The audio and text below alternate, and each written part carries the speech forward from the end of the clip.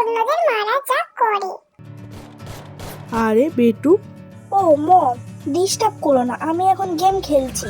তুমি এখনো পড়তে যাওনি, পড়তে যাবে কখন? নো মম, আমি আজকে পড়তে যাব না। কাল আমি পড়া পারিনি বলে স্যার আমাকে সবার সামনে মেরেছে। কি? স্যার তোমাকে মেরেছে? এত সাহস? তুমি যতক্ষণ না স্যারকে কিছু বলবে আমি ততক্ষণ পড়তেই যাব না। ঠিক আছে, আমি এক্ষুনি স্যারকে ফোন করছি।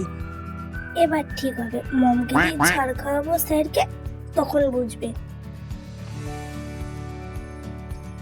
হ্যালো স্যার, আপনি আমার বেটুকে মেরেছেন কেন? ঠিক হয়েছে, ঠিক হয়েছে।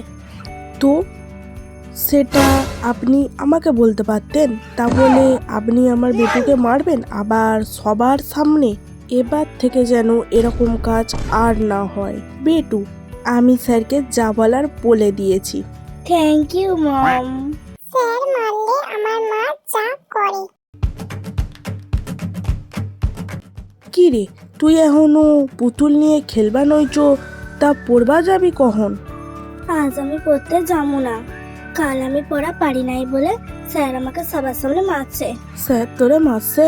স্যারের এত সাহস? দাঁড়া তো, তোর স্যারের এখনই ফোন করবা নইছি।